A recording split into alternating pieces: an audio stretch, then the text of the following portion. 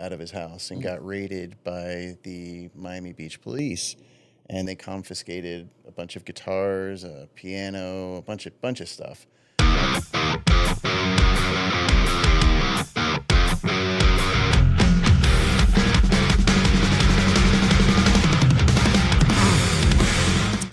Ladies and gentlemen, boys and girls, children of all ages, welcome to the Riffs and Rhythms Podcast. Please sit well down in your seats and keep your hands and feet inside the episode at all times.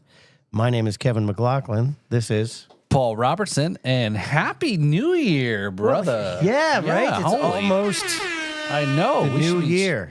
Drinking champagne, but we'll settle for some whiskey. The champagne of whiskeys. That's right. Yeah. So there's the It's 20. it's not quite a new year. By the time you watch this, it'll probably be a new year, by the time you wake up, right? So right? So how was your 2025? was I don't know. That's tough. You know, we've both been through a lot this year. It was obviously it started off not obviously what we expected, but here we are. It's been a long year.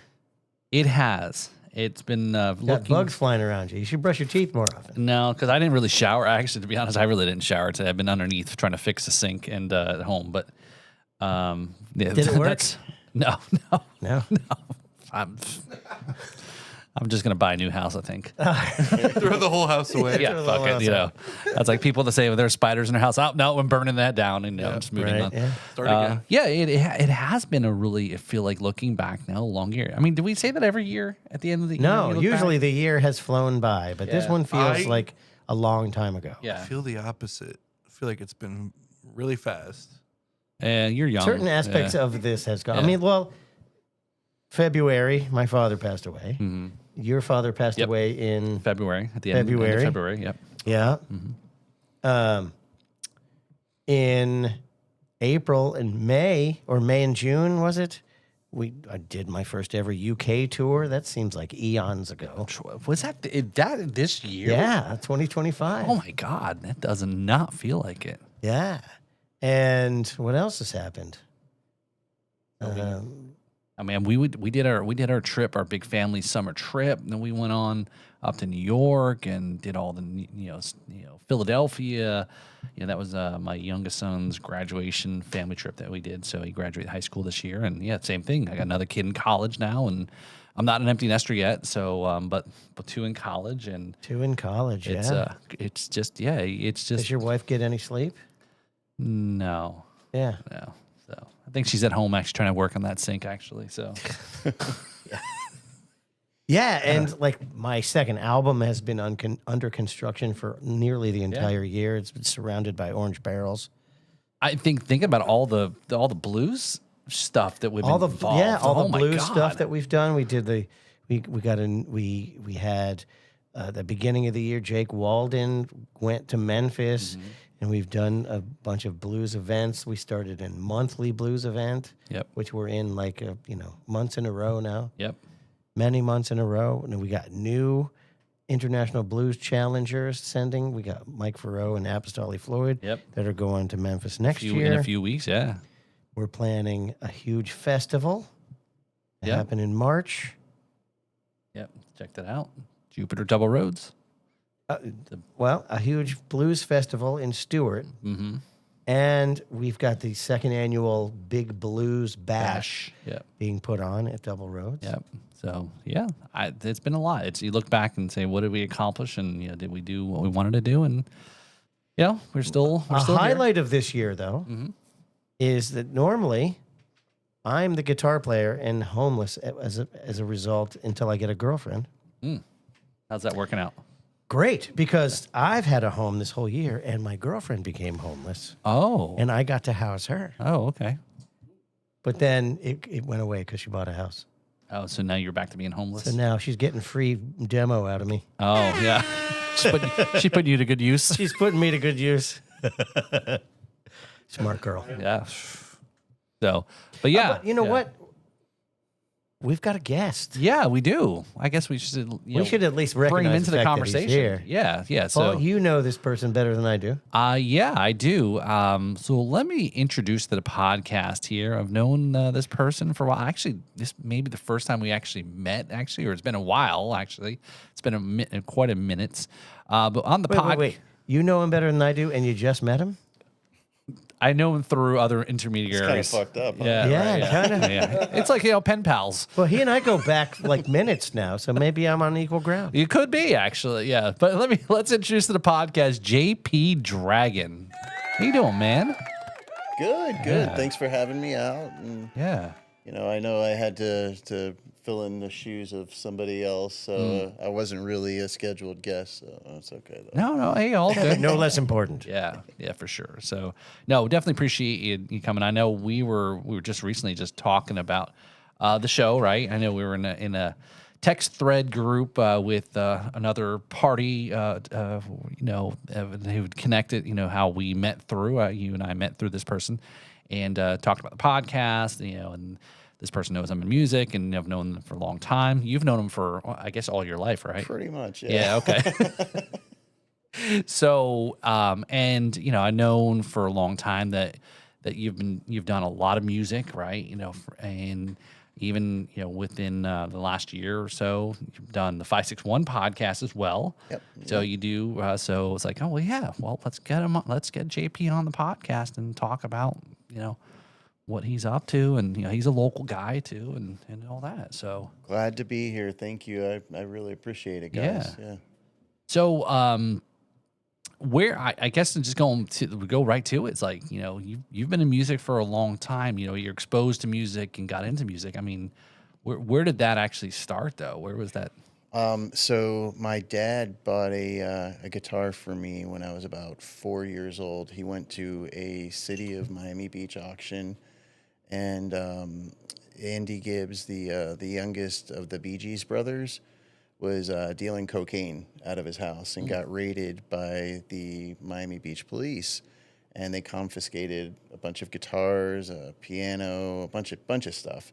My dad ended up purchasing an upright Wurlitzer spinet piano, and that was in the family for many, many years. It's still in the family, actually. It's at my uncle's house in Satellite Beach.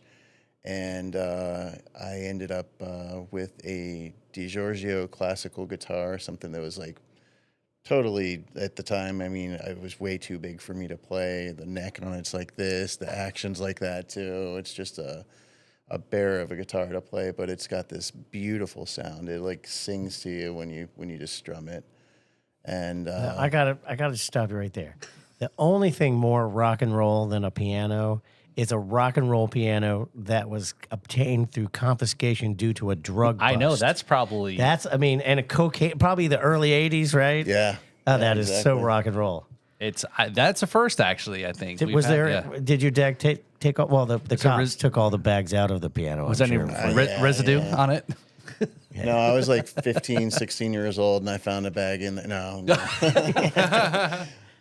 Andy Gibb Coke. Yeah. Twice as much. That's It's the good shit, yeah. Different kind of ivory. Yeah, that stuff will definitely keep you alive, right? So Yeah. No, it was only his brothers that stayed alive. What Probably did he kill do? you, yeah. What was his big thing? Andy Gibb. was it Jive talking. Barry, Maurice, and Andy, right? Yeah. Yeah. No, wait. Well, then who was the younger brother that had his own solo career? That was Andy. Yeah, that's what I thought. Yeah. So it's Barry, Maurice, and somebody else, and then Andy. There's four Gibb. There was four Gibb brothers. Bob. altogether. I don't know. Bob. Bob, Yeah. Bob Gibson. I don't know. Gibson. Right? Yeah, that's it. Gibby Gibson. Yeah, Debbie Gibson. Yeah. Yeah, but so that's a interesting way to acquire some music stuff. Huh? And at first I couldn't play it. It hurt, and I hated it. And then when I was about 6 or 7, my dad got me lessons.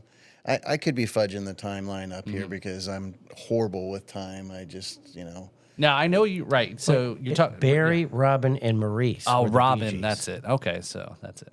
So And then Andy was the other. the other. So let's look up Andy and see what his song was. I'm So- sorry, as you work, go ahead. Is he still alive, Andy? No, you can. Andy Gibb. I remember Andy Gibb because when he was had a very public relationship with Victoria Principal. Oh, okay. And Good for him. she said, you got if you're gonna, it's either me or the drugs, and he dumped her. I was Jeez. like, wow, that's being a junkie hardcore. Wow. Rock and roll. You do sound for him? No, Okay. So but I was a bigger fan of Victoria Principal than I was of Andy Gibb. So I that's why definitely remember. understand that, man. So Me too. Kevin's did a lot of sound work. Oh, in okay. his earlier days. Nice. lot Hence of your touring. ability to be able to engineer and produce your own Correct. album at Full Sail, no less. Yeah, my expertise is more in the live area, but I mean, the knobs still turn inside and as well as they do outside. Cool. Yeah, I just want to be your everything is his big song. I think that can't could- say I've heard that one. Oh, you have. When you maybe hear I- it, you'll be like, oh, I hate that song. Oh, okay. sounds like you should cover it. Right? Let's just real quick. Put we'll that on listen the to it. album. Just so. Oh, here we go. We're gonna get demonetized. Yeah, now. we better not. There you go. 'Cause There's a lot of sorry. publishing power Yeah. behind that Can you song. somebody hum that for us so we don't get dings? So, but That's it, there you go. everybody. That's it. You missed it. No, that's down in Miami because you grew up in Miami for a little bit, or were you mostly up here? We moved to Palm Beach West Palm Beach. There's a clear distinction between the two, obviously. right. But West Palm Beach, we moved when I was 6, 7. Okay. When I really started playing more. But I hated it then too. I had this really, really huge. I was scared of him because of the size. Like he was just big, fat, like horrible personality guitar teacher. He was like everything I didn't want to be when I started teaching guitar. I was like, I'm gonna do everything the opposite of what he did because it just like repelled me from playing.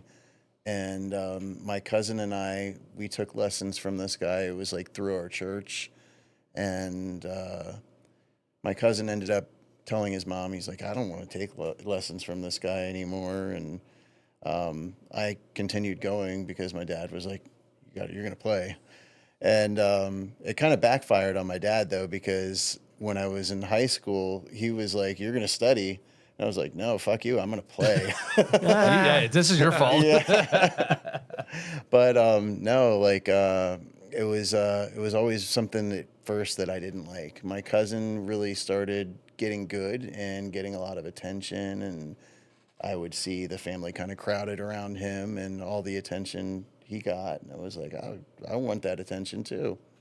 So I started playing and got kind of his hand-me-down lessons from he was taking lessons at Melody Acres back in Lake Worth, right over by the Lantana Airport. If you guys, I don't know if you've ever heard of that place, but it's been around for years. Not sure if it's still there or not, but so yeah, that's kind of how I got into it. I really started at that point. My cousin and I started writing music. He's a super talented writer, and we put a band called Vertigo Lost together.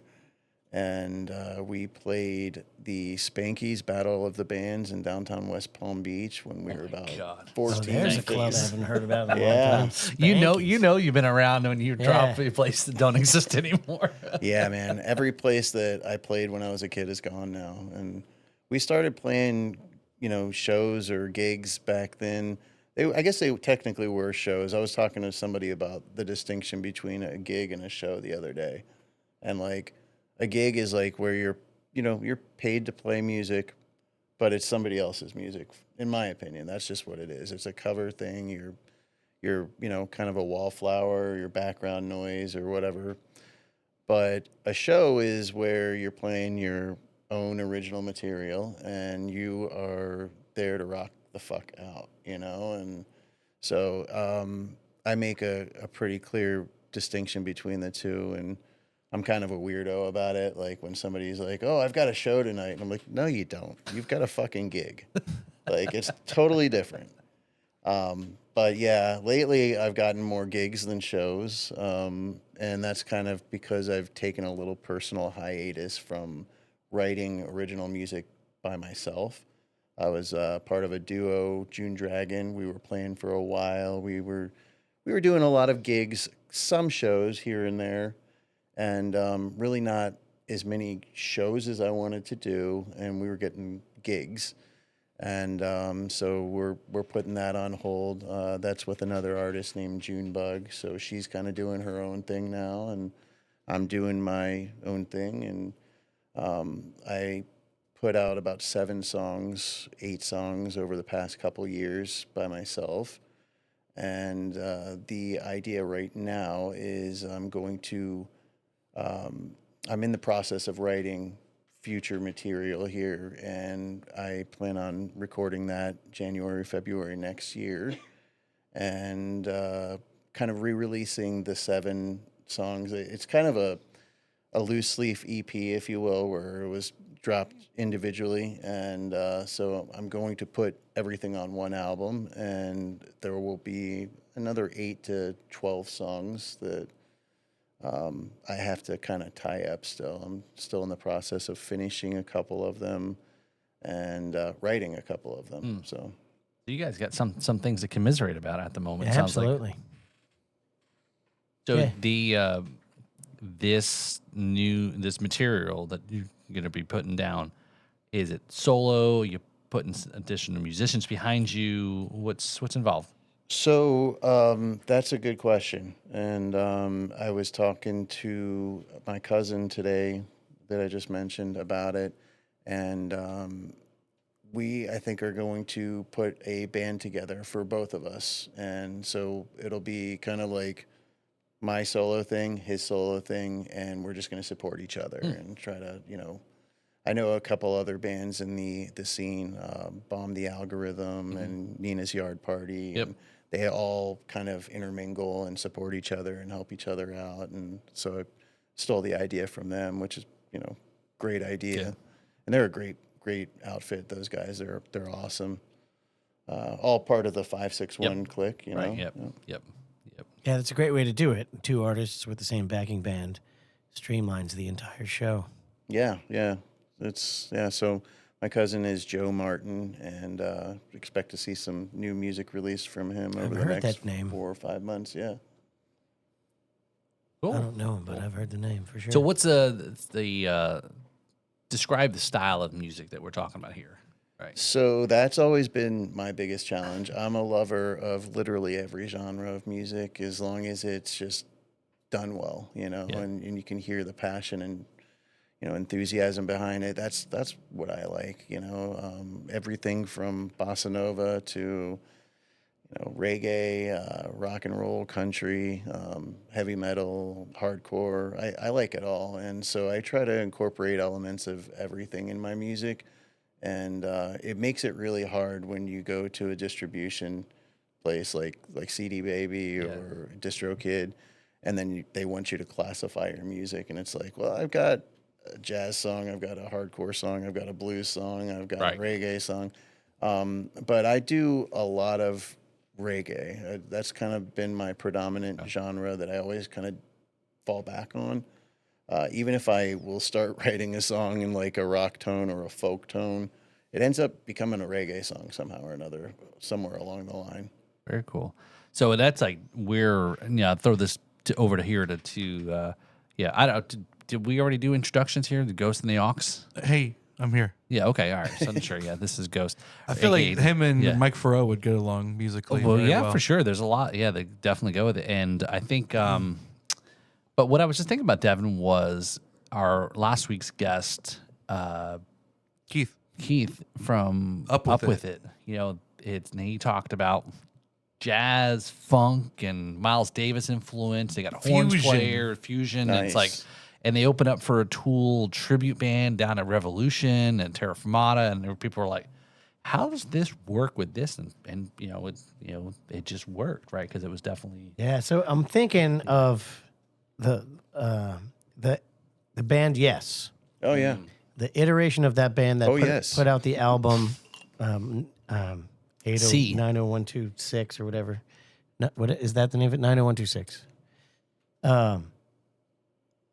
It was basically the guys who wrote the album were Trevor Rabin and Chris Squire. Yeah. And it wasn't intended to be a Yes project. It was just a project. And there was like a rock tune, a reggae song, like an easy listening song, a blues tune. And they got John Anderson to sing on it. And they were like, if you listen to these songs without John on it, it's nothing. None of them sound anything like each other. But you put John's vocal on there, and then all of a sudden, all the songs are prog rock. Yeah, it gives it that Gives it the glue, the continuity. Yeah. And it's true. Like, and I never even thought about it until they mentioned it. But you listen to what the style of each one of those songs are, and none of them are even remotely similar. But they all work together. That's awesome. Yeah. Yeah, that's So your music may end up in that type of situation. yeah. I even like hip hop too, and it's funny because in a lot of circles right now, if you're playing live music and you're in a band, they really kind of shun the hip hop guys, and I feel bad for them because there's a lot of work that goes into that, and some of these guys are fucking awesome. They're really, really good. They can riff and jam out and improvise just like rock and jazz musicians, and so I actually do a lot in the hip hop world too. I like to produce beats. I like to jam out and improvise and play my guitar and be backing music for guys that are freestyle rapping. And I've got another good buddy of mine, Doppler.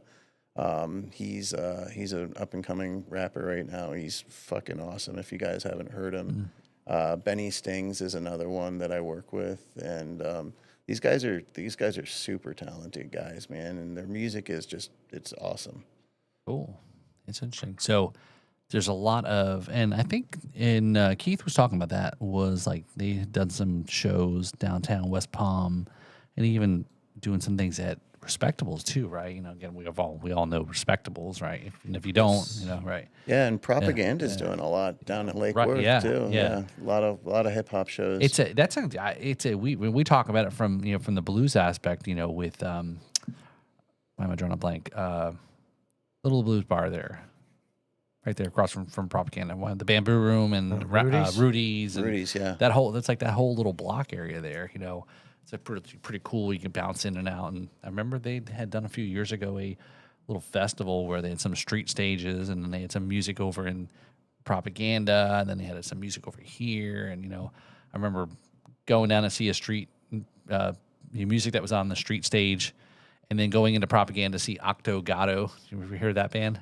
No. And so yeah, it was kind of a, but they were in the stage there. So that I always find really cool is that it doesn't exist in Jupiter. It's not, the venues aren't close enough to be able to walk and bounce around. Yeah. Maybe here Double Roads and Wolfie's maybe, and then even the Food Shack the Food Shack. Yeah, Guanabanas. Yeah, Guanabanas. Too. It's walking. Then they have the golf cart now, and you can bounce around. I feel like there's a parallel but like kind of separate scene for the rap and hip hop and for the metal bands, because a lot of places are way more judgmental of those genres, or like don't really want it for their venue and stuff. It's there's like specific places that are more geared towards it. Yeah, they're more likely to have problems because metal is violent, and hip hop isn't violent itself, but a lot of violent people like hip hop.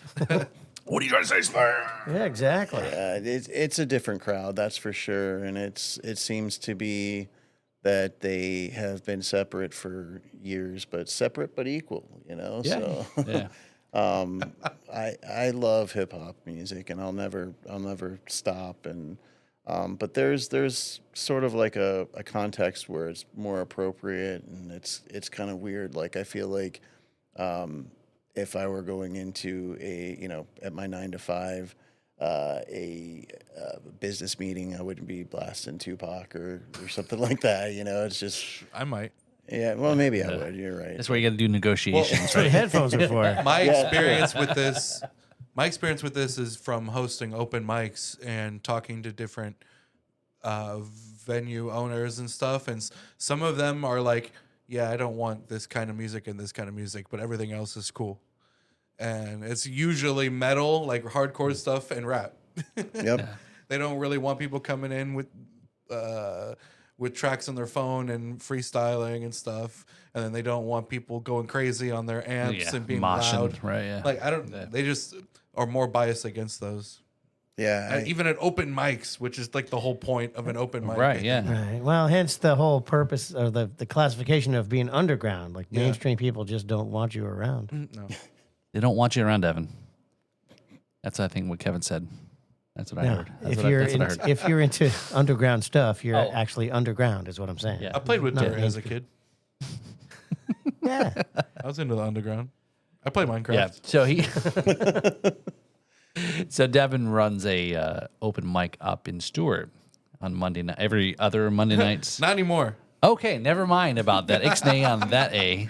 So he does not run. An He's open gone mic. underground. Yeah, he's just now doing it in his. He's doing it here now, right? Yeah, that's Closed mic night. Looking for a new place to do that's it. right. So Yeah. All you got to do is find a place that doesn't have anybody in it, and sell them on the fact that you're going to put a bunch of people in it. And I'll be like, really? And then you say yes. Bunch of rappers and metal guys. Yeah. Rap metal. A bunch of peace-loving hippie beatnik poetry readers. are we bringing back combat Anthrax and boots on. Public Enemy? Yeah. Yeah. Yeah, totally. Yeah, exactly. Yeah, boy. Right. You're Yeah. looking kind of Ghetto-ish. yeah. Look at you with your Hip-hop- drums and rums hip-hop-ish. hat on. I know why. I felt like it's Ghetto-ish. getting it's winter time, man. It's it's getting a Got little his chilly. hip hop out there. costume That's right. on. That's right. Well, I wore the white shades on the JNC podcast, and I thought I had a good look going on there on the when we were on the show there together in the Lager Night Fest. The thing. beer tasting Beer episode. test. Yeah, that's right. So, speaking of JNC, our little buddy there will be turning 41, the big 4-1 tomorrow. Yes, That's right. His New Year's Eve show. So It's New Year's Eve. that's right. show. Yeah. So Oh, tune in. You never know who you may see on that New Year's Eve show. That's all I'll just say. Just leaving it there. Yeah. So forth. But JP, the scene. I mean, so obviously you're part of the scene here in West Palm.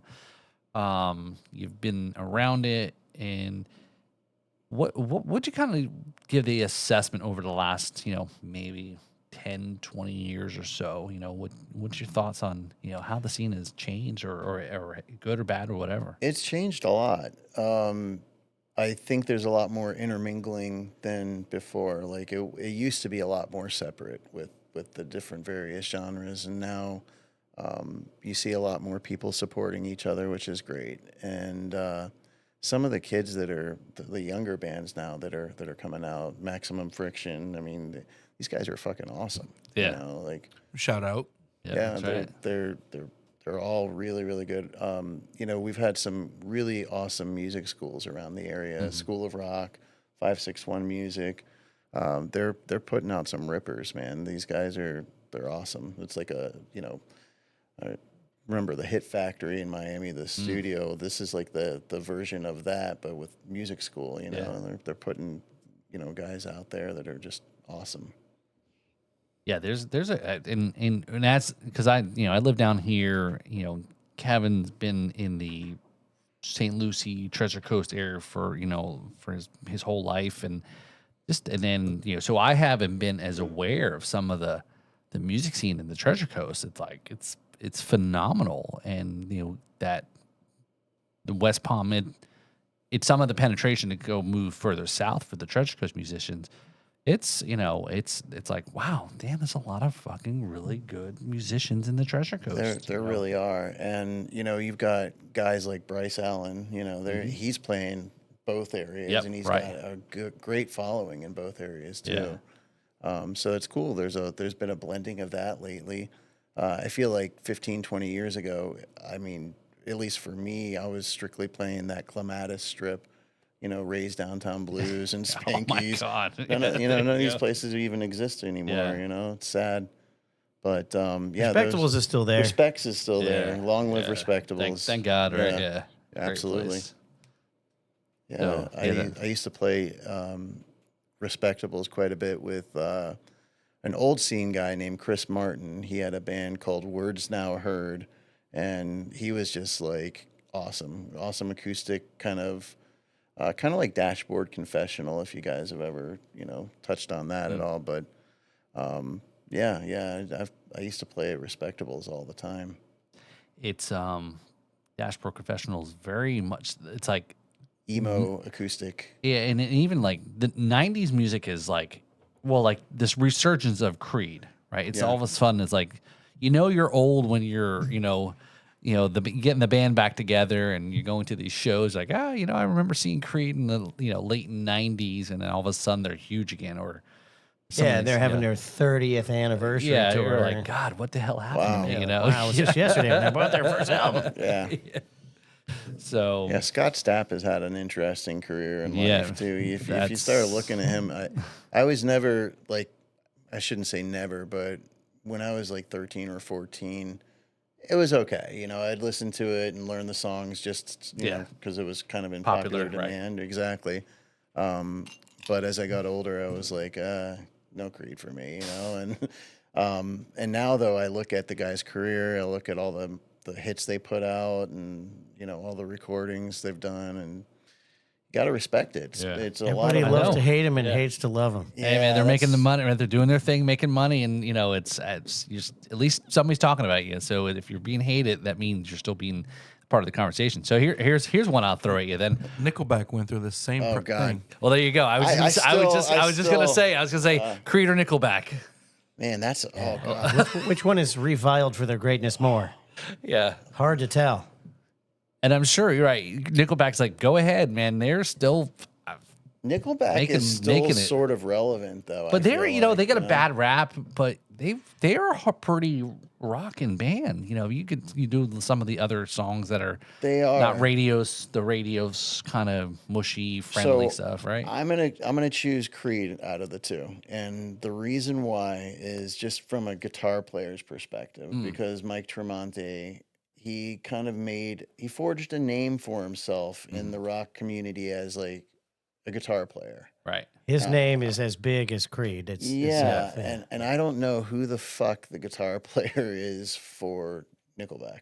Yeah. I have no idea who he is. Well, that's a duo, right? Mr. Nickel and Mr. Beck. That's right. Yeah. Yes. That's right. Good one. Nice. But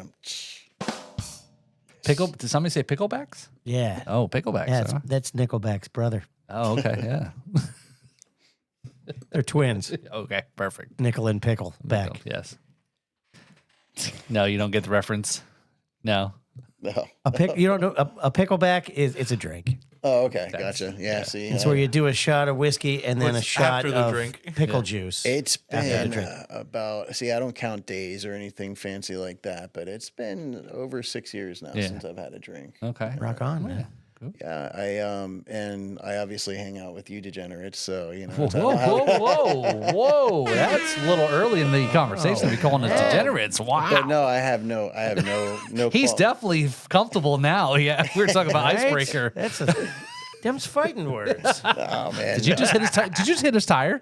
I love. Are you the guy in the minivan? No, wait, let me go ahead and call that pickup truck and have them drag yours off. But I just about all my friends, do what they do, and I don't judge. I don't care. It is definitely, I figured, right, you're probably millennial if you had to put a right. Wait, a what? A what? Yeah, millennial. That's exactly what. It's too many L's in that word. Hey, let me help you. That word. That's a lot of I need some speaking juice. But there's a lot that Zennial is actually, I believe, the Gen Zs, right? And a Zennial? There's a lot that Zennial is between millennial and Z, right? Exactly. You're right on the edge, right? On the cusp. Yeah. That's okay. Wait, so how old are you? So you're Gen Z with your millennial 1983. Yeah, so it's like in the horoscope. You're Gen Z, but your millennial is setting. You're millennials in retrograde. Yeah. Yeah. So you're a millennial and your Gen Z is rising. Yeah. Oh. All right, can I wait? Hold on, I because I'm definitely gonna forget this. So No, my I'm gonna make moon it. is in. That sounded worse than I thought it was going to be. Yeah, Your well, Gen Z is rising. Yeah, I'm because I'm gonna go now. watch that. Now that you may have open to the stand door, up. Kevin, because I'm gonna go there, right? So of course, because it was on Facebook and on the internet, I believe it.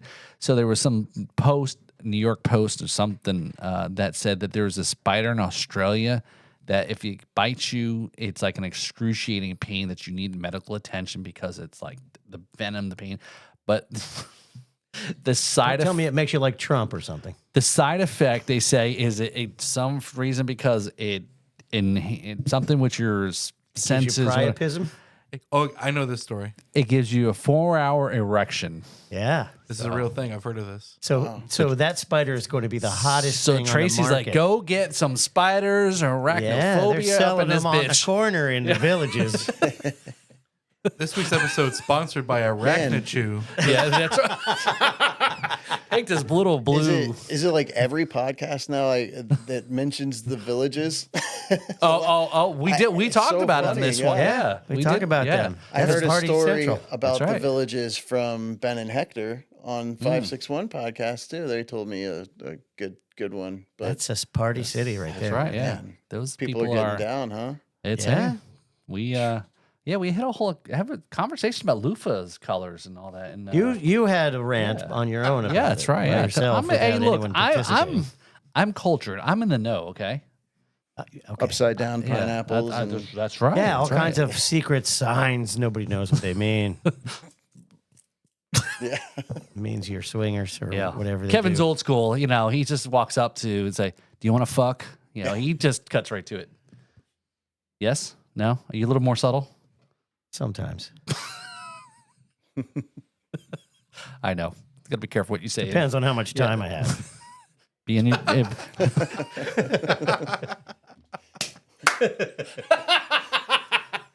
That's pretty good. Hey, we're in between sets. You want to fuck? Yeah, the bus is almost here. You wanna Yeah. fuck? This is why Tracy's always with you. I see how this is. Oh, yeah. Need some. I don't know. I'm gonna put the shovel down and just move on to the next subject. Is she supposed to tame you? Is that the way that works? Oh, he's way tamed. Oh yeah. Oh, Oh, she's yeah, really she's totally. in charge. Yes. Yes. What? Anyway, how's those dolphins doing? Your microphone was cutting in and out. I didn't hear what you said. Dolphins, man. They're out of the playoffs, right? Isn't that? Yeah, Oh, they got knocked out of the playoffs. They ain't screwed the pooch. Yeah. Yeah, I mean, the only reason I know that is because of my son. I don't really follow sports. I think for a minute there this year they didn't suck. They were on a little bit of a run, and then as Dolphins do, that's why Hootie wrote a song and said the Dolphins make me cry. You know, you get excited. They shit the bed in the beginning. They start building up, and everyone gets excited, and then It's kind of like Florida land development. yeah. Then maybe they're building something cool. Oh, Oh damn! Another that's Walmart. another Oh, it's a old Publix. folks' home. Yeah. Another villages. Yeah, another villages. But the going back to you said your son is that something music also kind of done Yeah, there? so Right. my son is 14. He took lessons at 561. Okay. And he plays guitar, he plays drums. He's got a good voice, but he would kill me for saying that, But he's actually really good at guitar, and he Okay. likes to play. But he is he's different from me. He's not into performance. He doesn't want to play and show people. He does it for himself. I guess that's kind of like me too, because when I'm writing, I could give a shit about what anybody Yeah. thinks. I'm not writing to have any commerciality or anything like that. I'm just writing because I like to write. I like to play music. Have you seen Rick Rubin's interview where he talks about exactly that? So I'm low key like obsessed with Rick Rubin. I think he's pretty badass. I Like, figured you'd heard of him since Yeah. you do what you do. And so that's what he talks about. He's like, if you're writing a song and you're doing it for any other reason than it works for you, that you like it, then you need to stop and just do it start again, because it can't be art if you're making it for under another person's approval. It's only art if you are making it to satisfy your own artistic artistry. Right. Yeah. So I have this weird ability. Like if I was told to write a jingle for a tow truck company, I could do it. That said, I would hate it. I would absolutely hate the way it sounds. But I could do it. Now, when I write music for myself and I put it out, it's exactly the way I want it to sound. It's not, and not to say that I think it's perfect or anything like that, but even the flaws are, like, to me, it's part of what makes it okay. I'm not the type of person that is like in Pro Tools, like sitting there like bumping and nudging like crazy. Like I try to keep it pretty natural. I try to do takes to get good takes, not, I really don't want to go in and edit for 2 days, 3 days, one song. That's just not my style. But sometimes when I work with other artists, I end up having to do that, and it is what it is. But that's for them, not for me. When I'm writing and I'm creating, I really try to prescribe to that or stick to that Rick Rubin style. I said subscribe. You prescribe music for sanity. Me too. And I'm not being funny. Yes. Yeah, it's Music is the prescription. Yeah. Yeah, I absolutely love music. I fell in love with it when I was a kid. When I was 4 and 5 years old, I loved Van Halen, and I'd hear Jump, and I'd start jumping all over the house, just like a little maniac, And You get that, Paul? He was 5 in the 80s. I did the math. Yeah. Okay. So but I had a few bands with my cousin. Our first band, we would we would write songs, and then we would have shows. These were shows too. Remember the difference, It was our music we were playing. So we would put these shows together, and we would charge our parents to come to the show. And we'd that's parental love right it was fucking hilarious. So wait, I got to give you a ride there, and you're charging me to get in? Yeah. Well, the shows were usually at their homes. Yeah, it was at their house. Okay. So You yeah, pay me to be in my own house. and we'd usually go into their cabinets and get out like Crystal Light and make it, and then sell that to them at the show. So they had to pay admission and then buy our Crystal Light lemonade. That we made. Pull clothes out of their closet, call it merch. Yeah, exactly. And we, my cousin and I grew up in Loxahatchee. We had 4-wheelers and dirt bikes and stuff. So we would make these like grand show entrances on the dirt bikes, and with our guitars on our back, and then that's cool. That's what you need. Well, you did that with some of your bike week stuff, right? You roll in but you never actually had a guitar on your back, right? No. Well, I have ridden with a guitar on my back, but not to a show, to a rehearsal.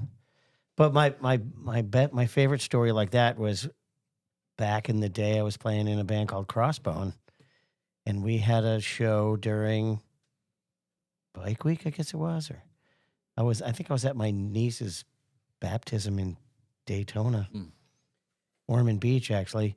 And so I rode straight from Ormond Beach to the show. It's at the place that's now called Filthy's in Vero. So here I am,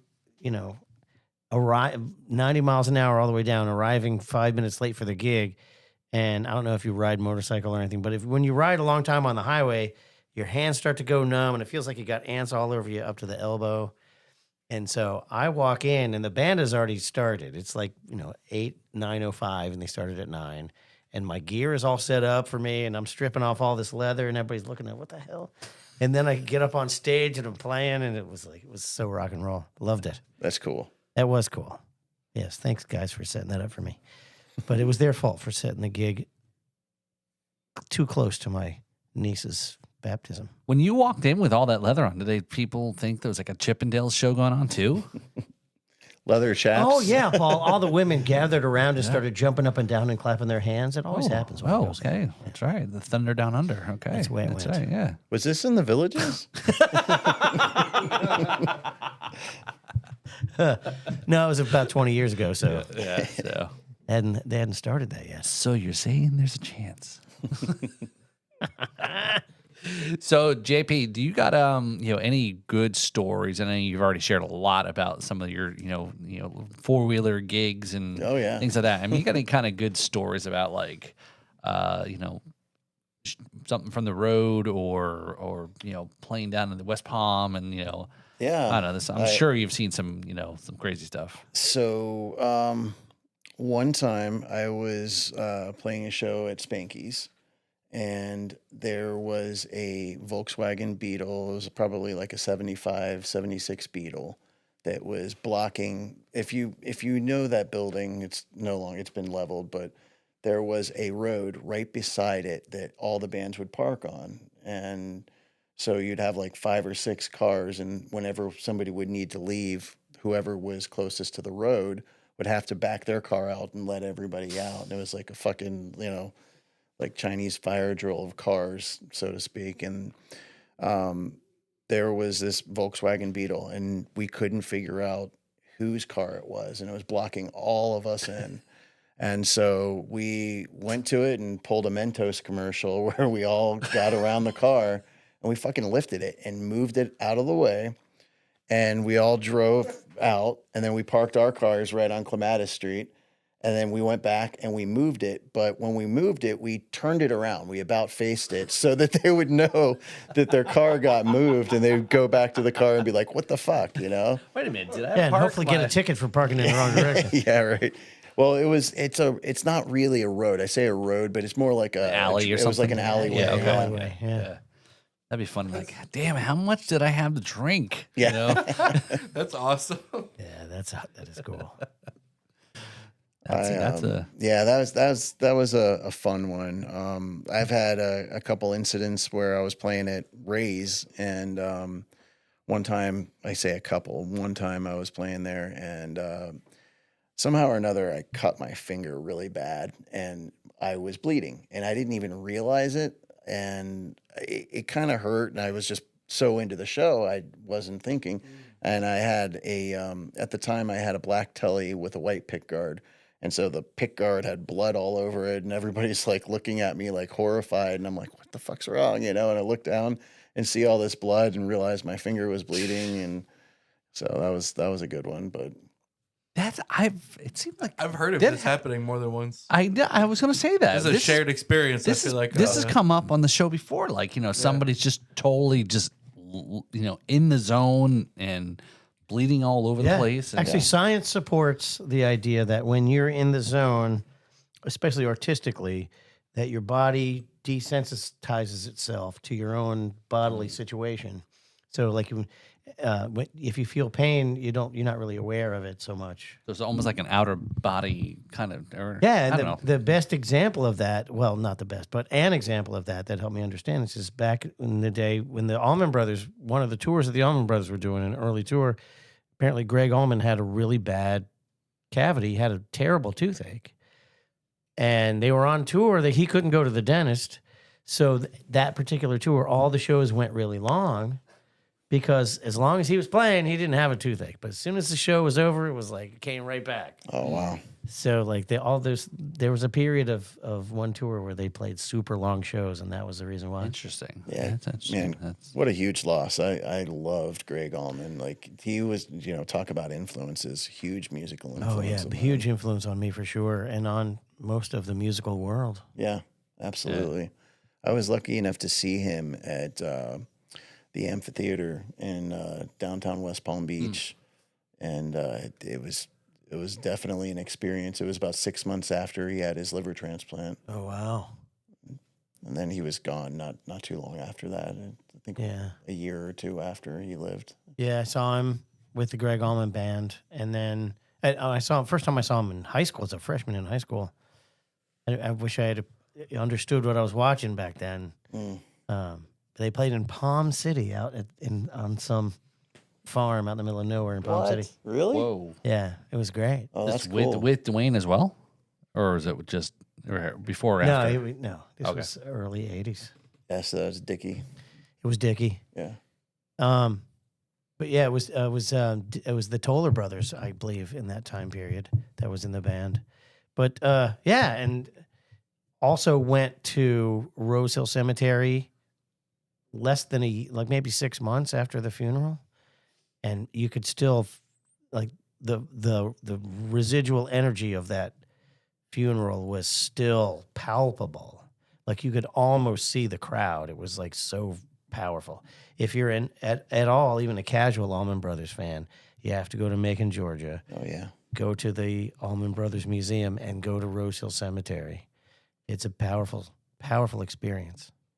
Yeah, I'm gonna have to do that. For my mother is like the biggest Allman Brothers fan you'll ever meet, and she knows every little piece of rock history associated Oh, with wow, them. yeah. It's pretty cool. You'll have to have her on the show. Oh, there you go. We can have a mom show. Yeah, There you go. Yeah. We've been threatening to have his mother on the Yeah. show. cool. So we're, Do it. She's a big music person. The and we've had even like it's about Southern rock. Good friend there, Brian Hill, Bubble Up's guitar works.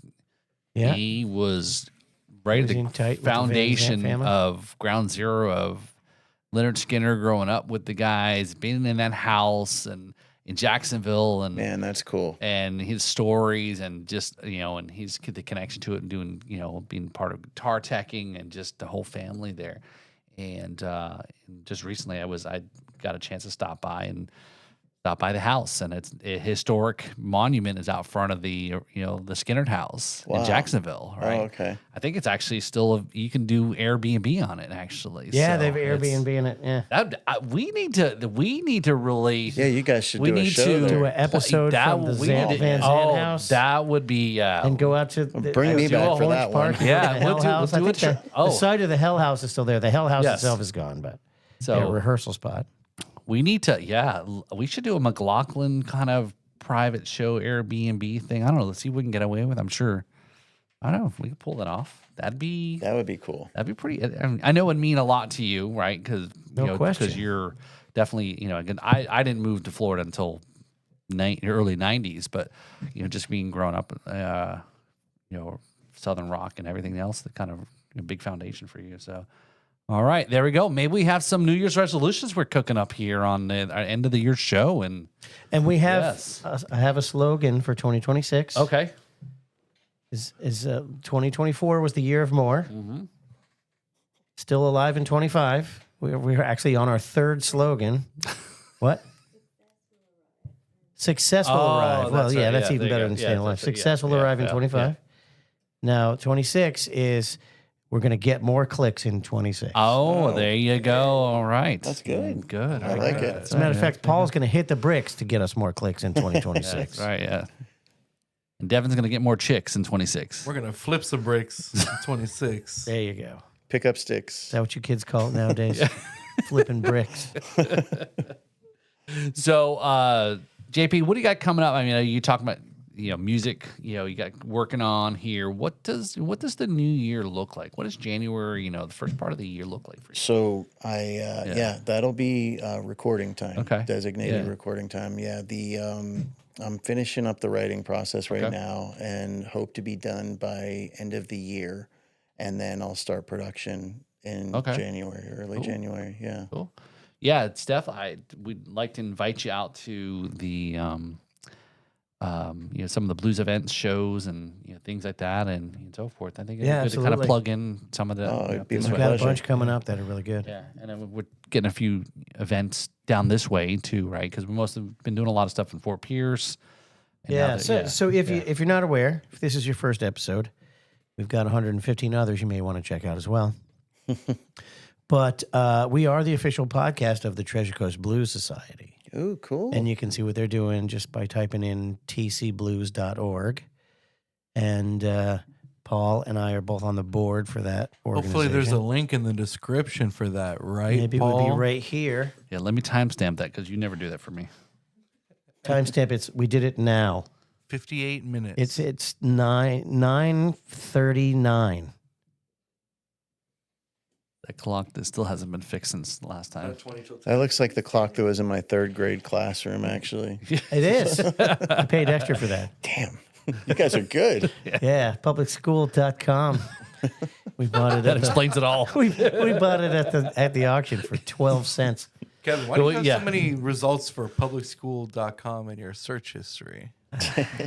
Jeez. Because I got a family that goes to school. My sister works for the school system. Keeping up with my sister. Yeah, thanks, Dad, for That making that didn't help. awkward. Anyway. Yeah, that clock. Go ahead and finish your thing there. Yeah, blues. Right, we're part of the board. So check out the Blues. The Treasure Coast Blues Society is part of blues.org, which is an international organization. And the whole mantra is keeping the blues alive. Yeah. Awesome. Yeah, so if that's something that you got some I dig it. blues aspect on it, September, October next year, there'll be another competition. International Blues Challenge is done Right, wherever there's a blues society. Right. So there's a regional event and solo and duo bands that kind of compete and then That's awesome. and it Play gets the sent to- blues. Yeah. So Cool. So I'm sure I know now. I know there's a lot more we can talk about here. So do you got time to come back next week? In the new Yeah. year. Yeah, the new year, right? So yeah. Oh, man. You guys are the best. Absolutely. All My right. pleasure. Yeah. All right, Yes, cool. please. Yeah. Well, before we put this to an end, Yes. that sounded ominous. I want to plug my Before birthday. we end it all, But yes, we're going to put it. We're going to end it all right here. It's my birthday weekend next weekend. Oh. What So do you I've got got planned? a small series of shows to celebrate, Okay. Sweet. and I've got them right here on my calendar. All right, there the you go. birthday tour. Right. This is exactly why we have a podcast to promote our own stuff, right? Yeah. What else would we do? Why not? Friday, January 2nd, the Kevin McLoughlin Band is playing at Charlie's in Stuart, Florida, 8 o'clock. Saturday, January 3rd, my actual birthday, I'm performing solo at the Pie Hole Pizza in Fort Pierce, Florida, out on the beach. Nice. And then January 4th, which is a Sunday, I'm playing from 1 to 4 at the Rockin' Riverwalk in Stuart. Yeah, it's 2 years in a row you doing that. 2 years in a well, I play it every year, but this is Yeah. 2 years in a row. I've done it on my birthday weekend, Yeah. and that's a fun show. Cool. Yeah, that's So yeah, come out, buy me something for my birthday, or just show up and have a good time because it's going to be a blast. Either way, you're welcome to be there, and don't miss out on the fun because it will be as much fun as a human can stay conscious for. So either come out and see Kevin's show, either buy him a drink or buy some merch. Oh, there you go. Yeah, There you help us pay our merch bill. That would be great. sweet. Because our Jack Daniels sponsorship hasn't kicked in yet. It was supposed to be an album release party, but all the orange barrels all year.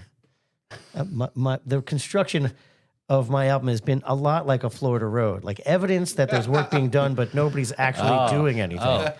So are you recording this at the DOT studios? Yeah, actually, yes.